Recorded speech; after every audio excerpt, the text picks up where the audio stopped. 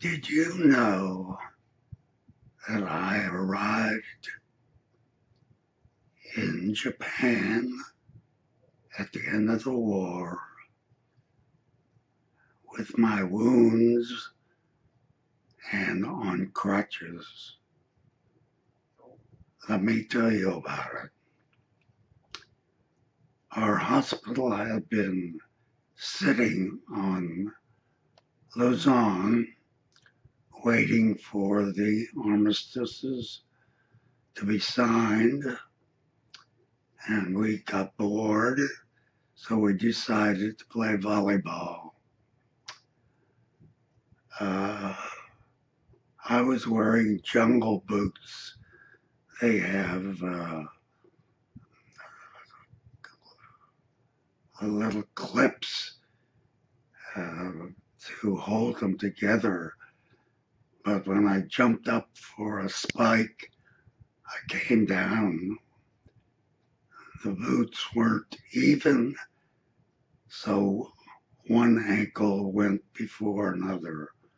And there I was with a sprained ankle. The hospital was loaded up for travel, so I couldn't have an x-ray made, but I just decided it was a sprain and I would have to do the best I could. I went on board a hospital ship with the rest of the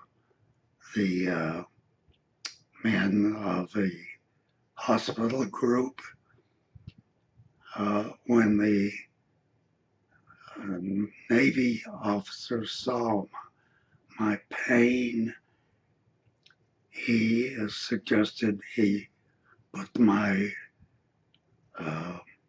ankle in a cast. I was so grateful. I stayed in the hospital section overnight, and the next morning we landed at Yokohama. I arrived with my crutches and helped on shore, and we took over a hospital that was used for ammunition making. We cleaned it out. There was a kind of refrigerator full of sake bottles and mats of fiber filled with fleas. We took care of everything, cleaned things up, and I was at the time chief of anesthesia because the chief before me had sprained his knee playing softball. Another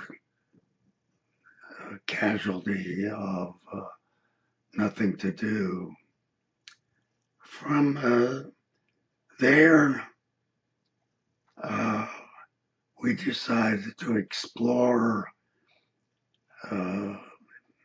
Tokyo, so we took a weapons carrier, and somebody said, I'm not going to Mount Fuji. That was a great idea. So we found the road going up. We went sort of circular direction, going higher and higher until the road played out, and all we could see were clouds and gravel. We decided that wasn't very smart, so we went back down and decided to look over Tokyo itself. The streets of Tokyo were clean. There were women in groups walking along, cleaning the roads and streets. The buildings that turned to rubble were in the center of each block, but everything generally was very clean. I spied a tall building in downtown Tokyo. Turned out to be a one-time department store.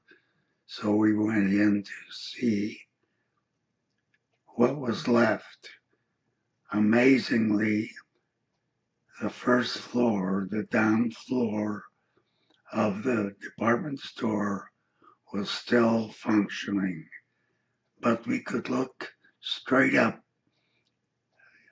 in the building. There was no roof. The place had been bombed.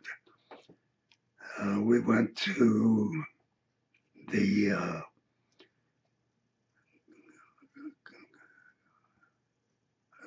where the clerks were standing to see what was going to be available. I bought a print of a Japanese, early Japanese warrior. It now hangs on the wall in our hallway.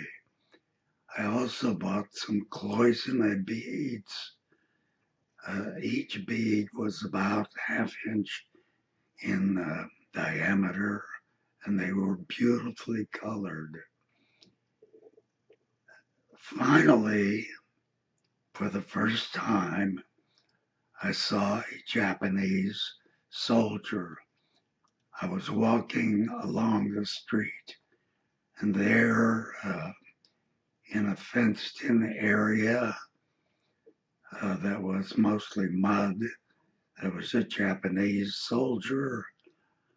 He didn't have any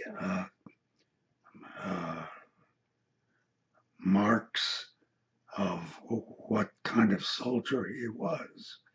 He just had a shirt and pants standing around in the mud.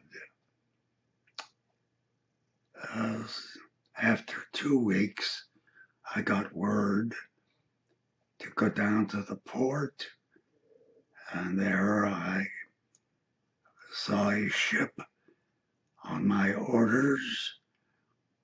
That ship, and 14 days later, I was at the port of Columbia River.